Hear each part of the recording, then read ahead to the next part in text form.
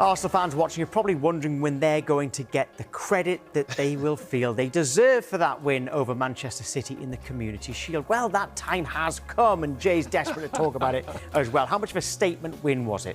Listen, it was a great win. It was a great performance.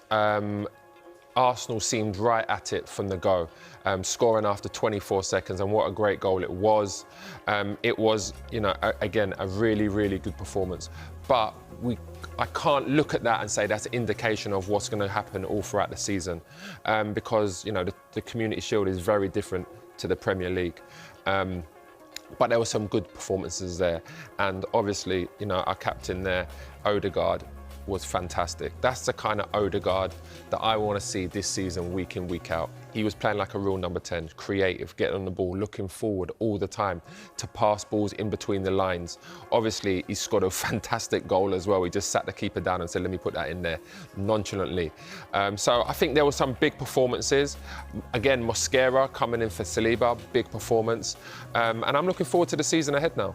Yeah, well, Mikel Arteta couldn't hide his delight at the performance. This is what he said post-match.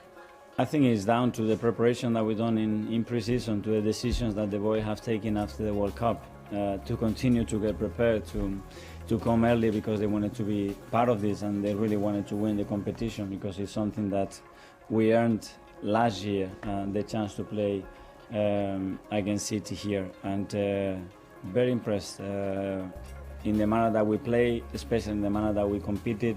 So that's the standard for us, and if we drive the standards at this level, I'm sure that we're going to be really, really competitive. Right, Jay, we know you're very confident that Arsenal will win the title again this season, but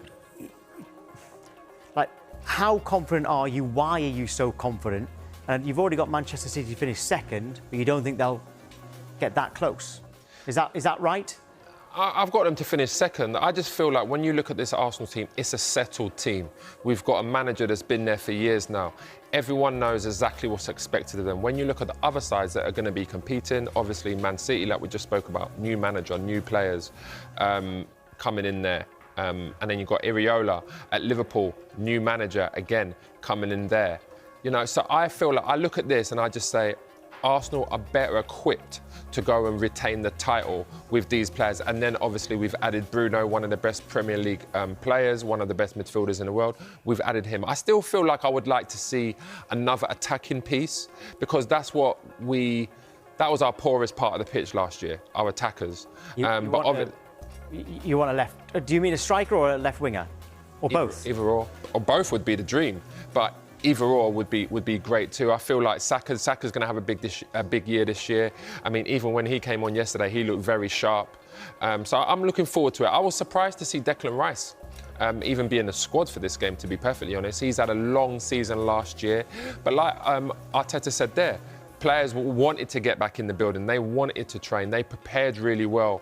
And like I said, I'm looking forward to the season, because this Arsenal side, this could be a dynasty, Like, I think for where the other teams are, a lot of these teams that we're talking about that are going to be competing, they're in a transitional period. They just are. And it's not always easy to get a new manager in and hit the ground running. Yes, we see it with Slot for that one season, but then he got sacked. And I feel like now Arsenal are the best equipped squad, and hopefully we can add more to go forward and retain it.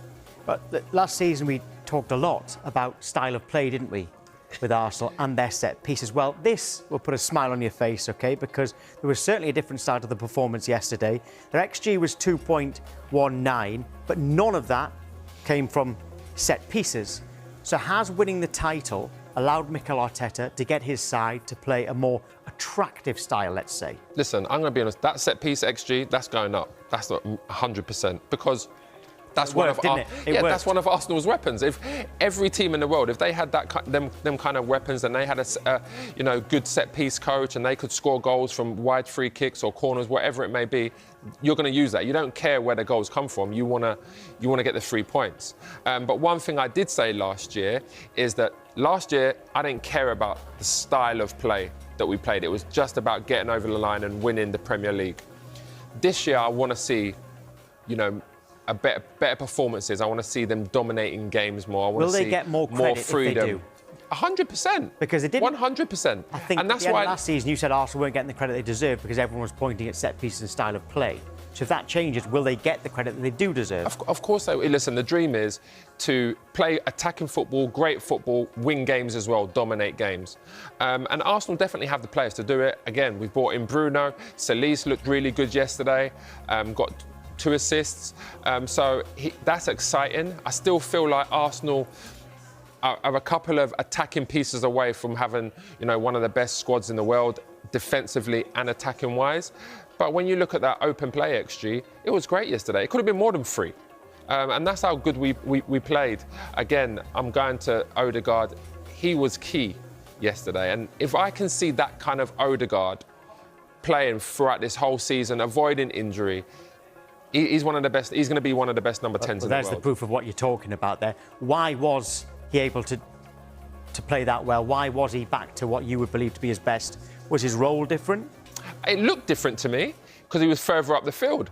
And that's what I always said. Odegaard, to me, is one of those players. He needs to be picking up the ball in between the lines. He needs to be getting side on, receiving the ball, looking forward straight away, and trying to get the forward players in or having shots. That's what he done yesterday. And then for his goal, it was great because he arrived in the box. Great first touch, sat the keeper down and then just caressed it into the net. When you look at his touches, 74 touches, which is 3rd, but when you look at take-ons, passes completed, shots, they're all up there. And that's where we need to see Odegaard. I don't want to see Odegaard coming deep to get the ball off the defenders just to get touches and then play nice Will things, he need keep it to ticking. if you've got Rice and Bruno Guimaraes there? Will he need to come deep? Well, and that's the reason. So Bruno was in there yesterday. Bruno's getting on the turn. He's playing balls through to Odegaard, so he don't have to come looking for the ball. He can be disciplined as that attacking player, as that number 10. If we do end up playing with a real number 10, as in 4-2-3-1, we play 4-3-3. But he was fantastic yesterday, and he gets massive praise from me. Yeah. What about Christos Solis? You mentioned him there with his 2 assists. It's more of an unheralded signing. Yeah. This summer for Arsenal, because we know they're after Vinicius Junior, which would have been blockbuster. Bruno Guimaraes was a blockbuster signing as well. Could this guy go under the radar? Because if Martinelli isn't in favour and Arsenal don't sign a left winger, then he might be first choice. I think he is first choice. Would you be comfortable with that? Well, he is first choice. I mean, look at that. He's had a great pre-season. He had a great season last year, got goals and assists.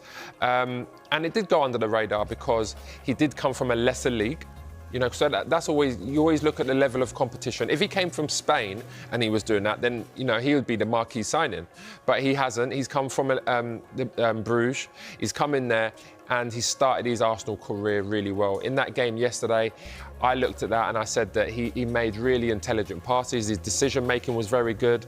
Like that, the chances created, 3 chances there, two assists, which was fantastic. Touches in the opposition box. That's important because when you get in the opposition box and you're taking your touches, you can get shots off, you can make passes.